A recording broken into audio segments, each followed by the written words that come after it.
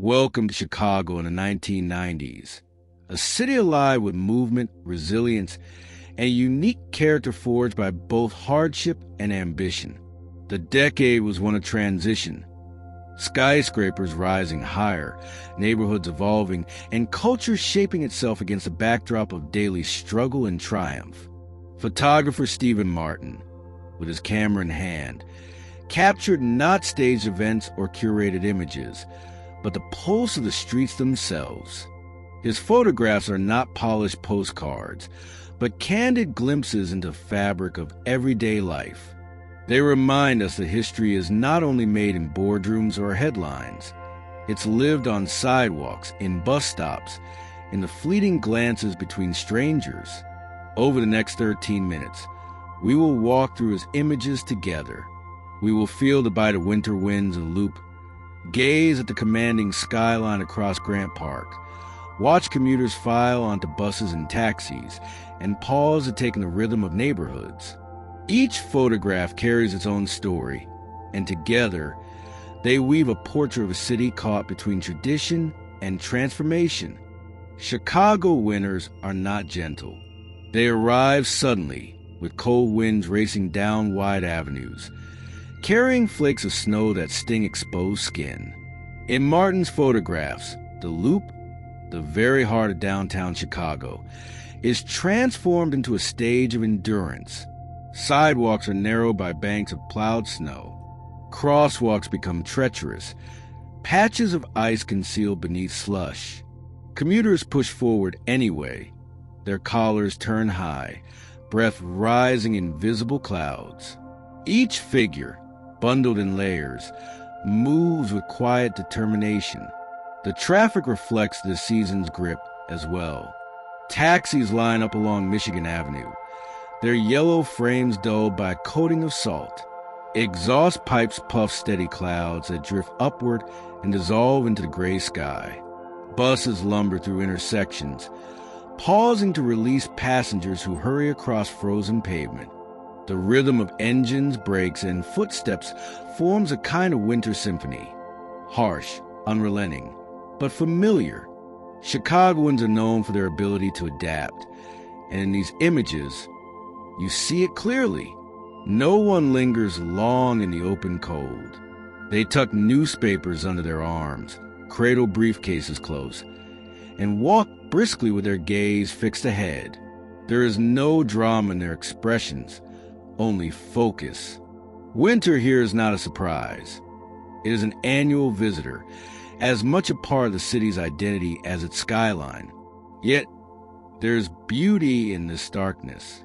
Street lamps glow faintly through falling snow. The glass facade of office towers reflect pale winter light. Above it all, the elevated trains clatter along their steel tracks, their sound echoing to the canyons of downtown. In this frozen environment, Chicago feels both slowed and alive, a paradox only winter can create.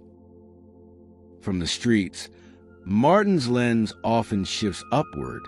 Chicago's skyline in the 1990s was already legendary, a collection of architectural triumphs that symbolized ambition, resilience, and ingenuity. The Sears Tower, still the tallest building in the world during this period, dominates the horizon. Its black steel frame rises defiantly, piercing the low clouds of winter. To the north, the John Hancock Center stands just as bold, its X-brace frame a reminder of Chicago's reputation as the birthplace of modern architecture. At the ground level, Grant Park stretches out like a frozen carpet before this vertical forest of steel and glass. In summer, the park is full of music, festivals, and life. But in winter, as Martin's photos reveal, it becomes still. Snow softens the outlines of pathways.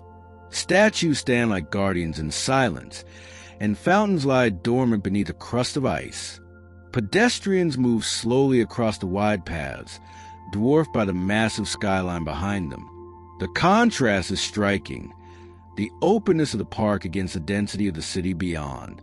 It is a reminder of Chicago's unique rhythm, Grand spaces and monumental structures coexisting with intimate, human-scaled experiences.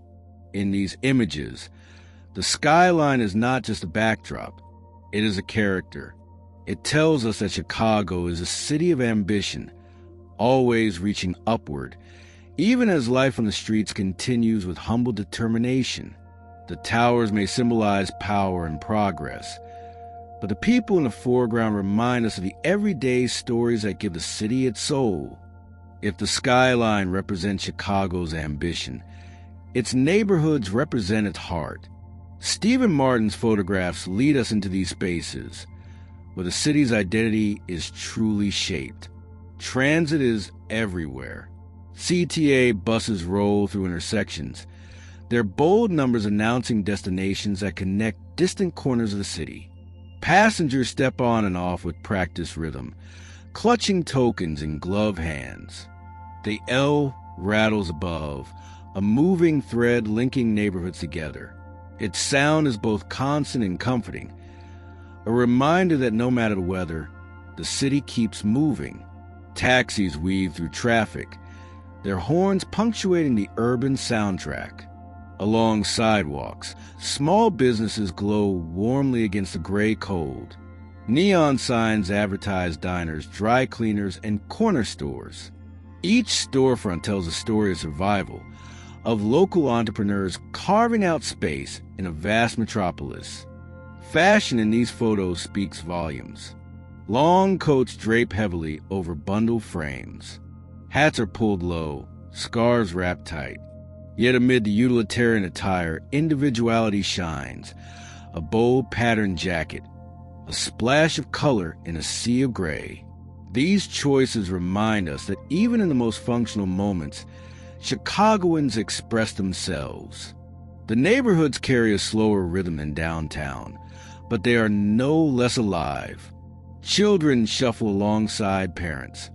Couples walk shoulder to shoulder, and friends pause mid-conversation, their laughter visible in the frosty air. The photos do not capture grand celebrations, but quiet, daily rituals, and that is their power. To look at these images today is to step into a world both familiar and distant.